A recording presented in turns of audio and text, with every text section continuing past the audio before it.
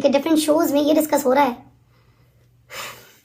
कि मैं जब लोगों के घर जाता था तो मैं अपने दोस्तों को कहता था कि अपनी बहनों को छोड़ो, अपनी अम्मियों को बचाओ। तो माँ जिसका रुतबा है, उसके कदमों के नीचे जन्नत दे दी अल्लाह ताला ने, तो माओ के बारे में ऐसी बातें, ऐसी गुफ्तगू सुनते हैं।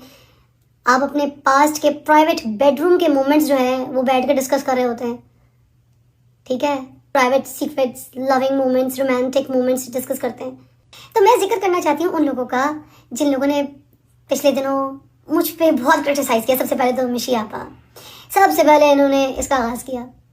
मिशी आपा का पास तो सब लोग ही जानते हैं, और फैमिली क्या होती है, फैमिली टूटने की तकलीफ क्या होती है, इस बारे में मैं मिशी आपा को कुछ नहीं कहना चाहती।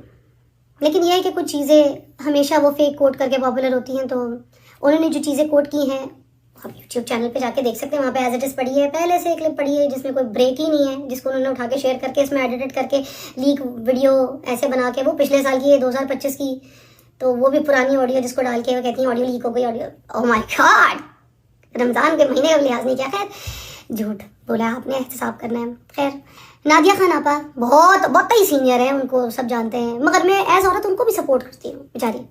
मगर मुझे याद आता है नूर बुखारी मेरी बड़ी फेवरेट एक्ट्रेस होती थी और प्यारी, सबको याद होगा कि उन्होंने कैसे उस बेचारी की हंसती बसती ज़िंदगी बर्बाद कर दी थी, और उसका नतीजा पूरी कायनात ने सबने देखा है, दुनिया वालों के सामने कैसा भुगता है। आपको शायद भूल गया कि जो किसी का घर तोड़ता है फिर उसका खुद भी नहीं बचता।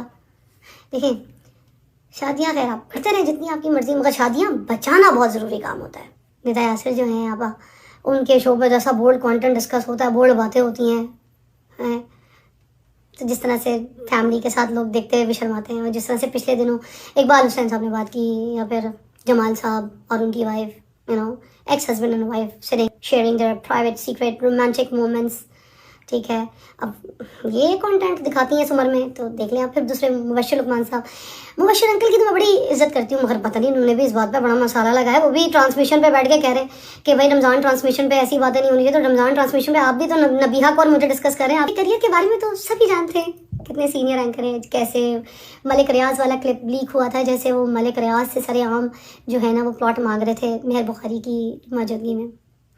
तो मुझ पर वो क्रिटिसाइज़ करें ना जिनका अपना दामन साफ हो, फिर रमज़ान ट्रांसमिशन में बैठकर आप मेरे बारे में ग़ीबत कर रहे हैं, जैसे शामी ऑल जैसे अभी जो उन्होंने गुफ्तगू हकीम साहब की दूसरी शादी पे की है उनके साथ, क्या वो अल्फाज जो हैं रेप देते हैं किसी इंसान को, एक शादीशुदा लड़की और एक फैमिली के व्लॉग के अंदर अपने चंद व्यूज़ बनाने के लिए इतनी वल्गर गुफ्तगू करना, क्या ये मुनासिब है? इरशाद भट्टी साहब, आपके बारे में तो मशहूर है क्या वो हमेशा पार्टियाँ बदलते रहते हैं, इस बार भी आपने इंसानियत की पार्टी को भूल के ग़ीबत की पार्टी को ज्वाइन कर लिया है, मुबारक। फिजा अली हमेशा वायरल रही है, हमेशा से मेरी बहुत चीज़ें वायरल। अब साल में देख ले 12 महीने अगर है ना, तो मेरे 14 क्लिप वायरल होते ही होते, तो मुझे ज़रूरत नहीं है इस तरह की ये स्टंट करने की, इस तरह की चीज़ों के सहारा लेने। तो खुदा के लिए रमज़ान के जो बाबरकत महीना है ना, उसको पामाल ना करें, उसका ख्याल रखें।